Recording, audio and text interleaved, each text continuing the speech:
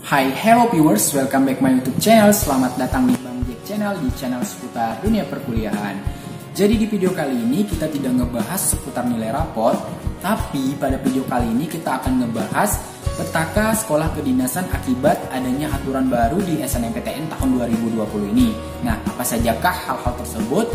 Buat kalian jangan di skip video ini, tonton sampai habis karena kalian akan mengetahui apa saja yang menyebabkan kalian tidak bisa mengikuti SNMPTN, SBMPTN, ataupun sekolah kedinasan.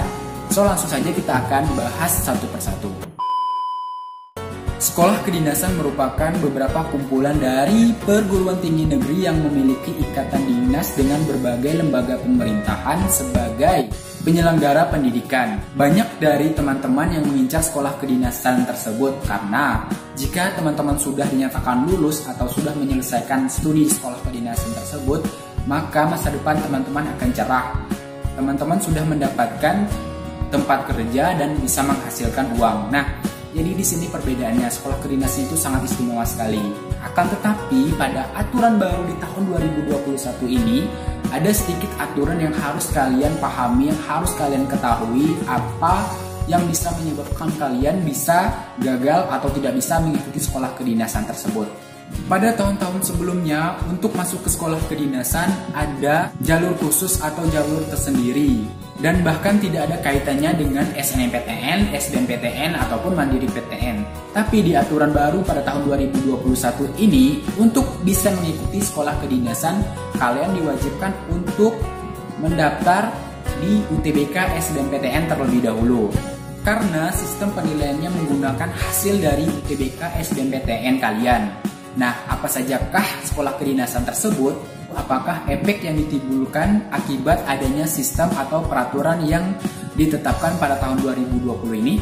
Berdasarkan pemaparan Bapak Profesor Dr. Monasi selaku Ketua LTMPT pada peluncuran SNMPTN dan UTBK SBMPTN beberapa waktu yang lalu, sudah ada beberapa sekolah kedinasan yang melakukan koordinasi dengan pihak LTMPT bahwa untuk mengikuti sekolah kedinasan tersebut, kalian harus mengikuti UTBK SBMPTN terlebih dahulu agar kalian bisa mendaftar atau mengikuti sekolah kedinasan tersebut.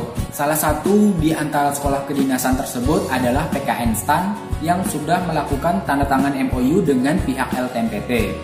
Jadi di sini perlu kalian ketahui bahwa jika kalian ingin masuk ke sekolah kedinasan terutama PKN STAN, kalian harus mengikuti UTBK SBMPTN terlebih dahulu. Kenapa ini menjadi petaka bagi kalian yang ingin mendaftar sekolah kedinasan terutama PKN STAN? Di sini perlu kalian ketahui ada beberapa ketentuan atau kebijakan yang harus kalian pertimbangkan sebelum kalian mendaftar di SNMPTN tahun 2021 ini. Bagi teman-teman yang ingin mengikuti sekolah kedinasan sebagai jaga-jaga, kalian pasti mengikuti SNMPTN atau SBMPTN. Terutama buat teman-teman yang ingin mengambil sekolah kedinasan PKN STAN yang sudah melakukan tanda tangan MOU dengan pihak LTMPT, maka kalian harus diwajibkan untuk mengikuti tes UTBK Soshum pada SBMPTN tahun 2020 ini agar kalian bisa mendaftar di sekolah kedinasan tersebut.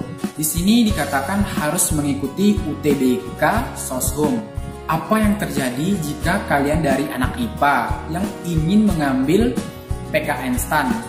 Nah, di sini kan kalian dari IPA, kalian memilih UTBK SBMPTN sesuai dengan jurusan waktu sekolah kalian, yaitu pasti kalian mengambil saintek kelompok ujiannya. Sedangkan jika kalian ingin mendaftar di PKN STAN, kalian harus diwajibkan mengikuti UTBK SBMPTN Soshum. Maka otomatis kalian tidak bisa mengikuti PKN STAN. Karena untuk mengikuti PKN STAN, kalian diwajibkan mengikuti UTBK SBMPTN Soshum. Sedangkan kalian dari IPA dan kelompok ujian pada UTBK SBMPTN itu saintek. Maka kalian tidak bisa. Karena itu sudah menjadi ketentuan yang disepakati dari STAN dengan pihak LTMPT. Apa yang terjadi jika beberapa sekolah kedinasan lainnya juga menerapkan sistem seperti ini? Nah, yang selanjutnya itu adalah dampak sekolah kedinasan ketika kalian mengikuti SNMPTN di tahun 2021 ini. Coba kalian bayangkan ketika kalian mendaftar SNMPTN tahun 2021 ini, Dan pada saat pengumuman kalian dinyatakan lolos pada SNMPTN 2021 ini, apa yang kalian rasakan serta apa tindakan yang akan kalian lakukan? Coba kalian bayangkan ketika kalian mendaftar SNMPTN di tahun 2021 ini, pada saat pengumuman kalian dinyatakan tidak lolos SNMPTN. Apa yang kalian rasakan, apa yang kalian lakukan ketika mendapati hal tersebut? Marah, kecewa, dan pasti kalian juga berencana untuk mengikuti SBMPTN ataupun sekolah kedinasan serta pun jalur-jalur lainnya. Sejauh ini memang tidak ada masalah. Akan tetapi jika kalian lolos di SNMPTN, maka kalian akan merasakan senang, bahagia kan yang pastinya. Di sini ada aturan baru yang harus kalian ketahui.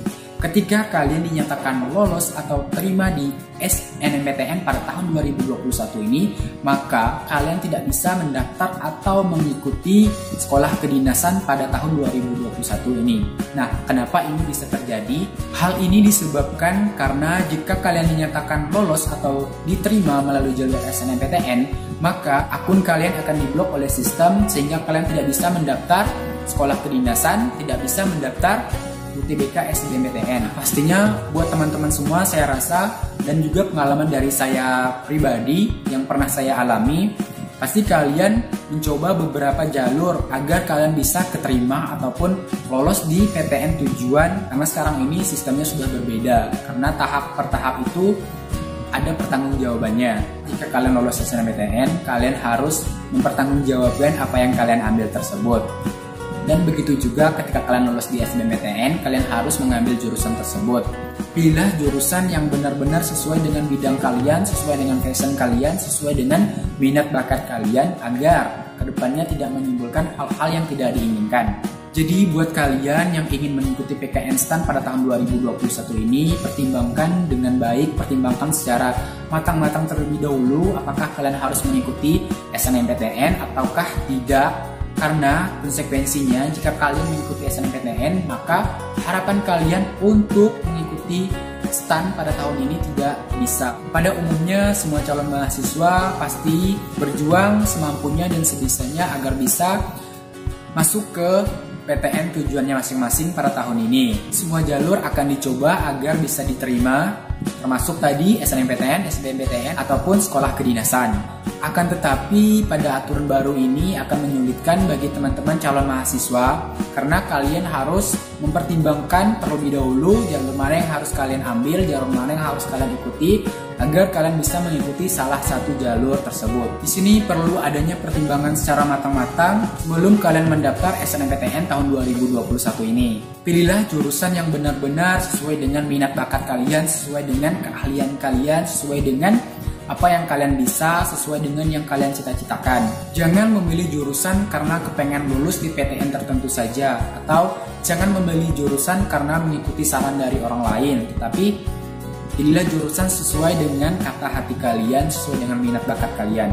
Karena jika kalian lulus di jurusan yang kalian rasa kalian tidak bisa menjalaninya, maka akan berdampak besar kepada diri kalian ketika menjalani masa studinya. Hal ini bisa saja membuat kalian lulus di atas 4 tahun jika kalian ada di S1. Kebanyakan juga teman-teman berhenti di semester awal akibat karena kata salah jurusan tersebut.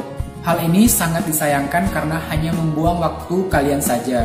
Pada dasarnya, aturan yang dibuat ini lebih menekankan pada prinsip agar kalian dapat mempertanggungjawabkan apa yang sudah kalian tentukan, apa yang sudah kalian ambil, dan juga membuat teman-teman yang lain mendapatkan kesempatan untuk mengenyam pendidikan di PTN impiannya. Menurut kalian, apakah kebijakan seperti ini akan berdampak baik bagi calon mahasiswa atau bahkan merugikan calon mahasiswa? Komen di kolom komentar di bawah ya. Selamat menonton, happy enjoy this video.